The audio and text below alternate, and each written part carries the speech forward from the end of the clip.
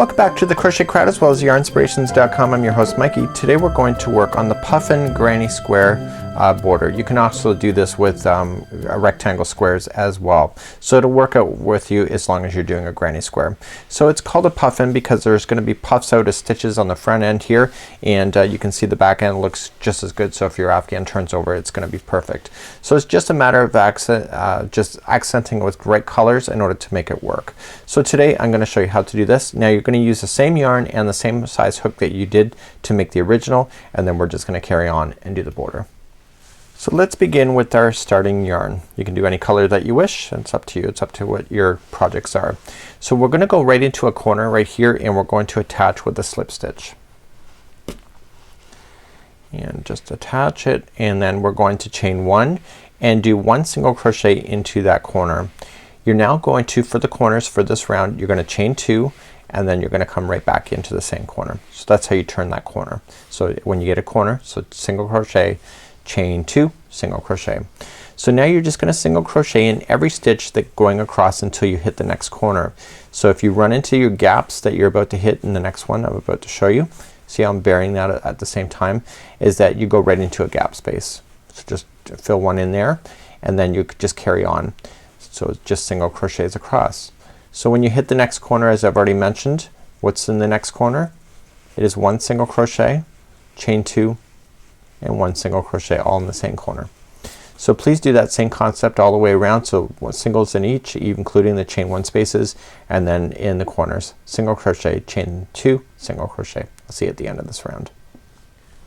As you come all the way back, remember we've already done the first corner with single crochet, chain two, single crochets. So when we get back to the stitch right before it, we're just gonna slip stitch to the first single crochet. So what I want you to do before you start the next round is just come right to the next chain two space and slip stitch it, and then stop here, and we're gonna start the next round. As we begin the next round, you're gonna notice that there's puff stitches. There happens to be three here, as you see on both sides. So just think about, there's three here, but look, there's three of these. So in the middle one of the double crochets, there's always gonna be a puff. Okay, so it's always gonna be that puff of a cluster kind of idea. So if that helps you to be able to understand this pattern, that is where your saving grace is really gonna be, is right there. So what I want you to do is that we're going to, in order to get the puff always turns out onto the back side of the work. So as we get rid of this, we stopped here. I want you to flip over, because when we go to about to do that cluster work or the puffs, it's going to show up on the other side. So you want it to be the good side of the project. So to start, we're going to chain up three, which counts as a double crochet, and I want you to double crochet again two more times into the same spot. So one and two. So there's three there, and then I want you to chain two, and then three more double crochets into the same space. So that is your corner. So whenever you do the corners on this round, that's exactly what you're gonna do. So three double crochet, chain two, three double crochet. So what we want to do now is that we're gonna start off immediately do a cluster or like a puff idea, and it's gonna be in the middle one of these group of three. It's right straight up. Okay, so you want to leave it so that you're gonna do this one, and this one plus the one in the middle and the next one are gonna work together in the stitch after we do this. So that's your indication on where to start. So you're immediately just going to go into that one stitch I just showed you, and you're going to pull through, but you're not gonna finish off that double crochet. You're gonna leave it and do it again. So wrap and in, pull through. It's like doing five together. So wrap and in, pull through. And so you end up with 6 loops on the hook. So you'll do that 5 times. With the starting loop, it ends up being 6 loops on the hook. Okay, so you could do that just like that. So now you got your 5 there, and here's your 6 in the loop. So pull through, chain 1.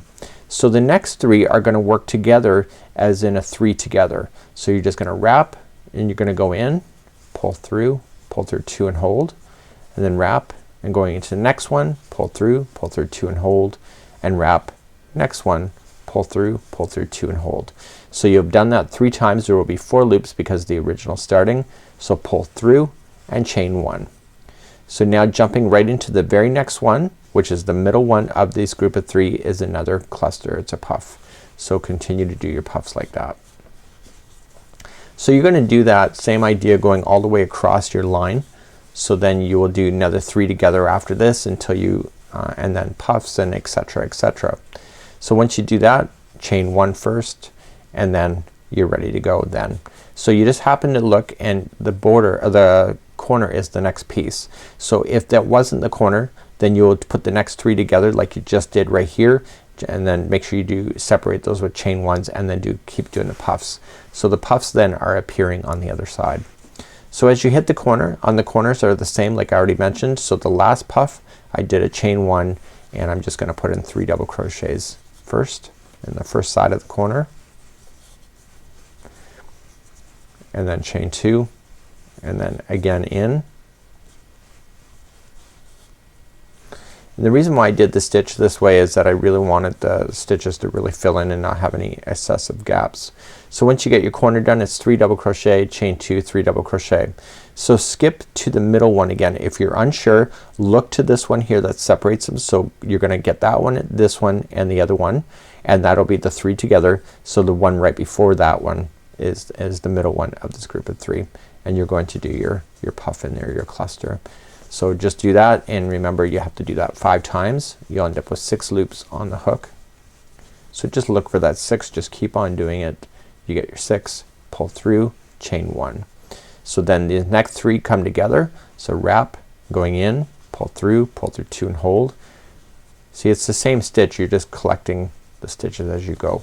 So you collect the next 3, pull through, chain 1, and the next one is then the puff or the cluster again, and you keep doing that all the way until you hit the other side. The same concept. So you're filling in all the stitches as you go.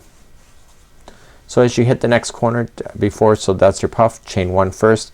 As you hit the next corner, it's the same thing, 3 double crochets, chain 2, 3 double crochet. So do that concept all the way around, and I'll see you at the end of this revolution. So I'm just finishing the last puff or cluster, chain 1 first, and then I just join it to the top of the beginning double crochet, or chain 3 that I started with.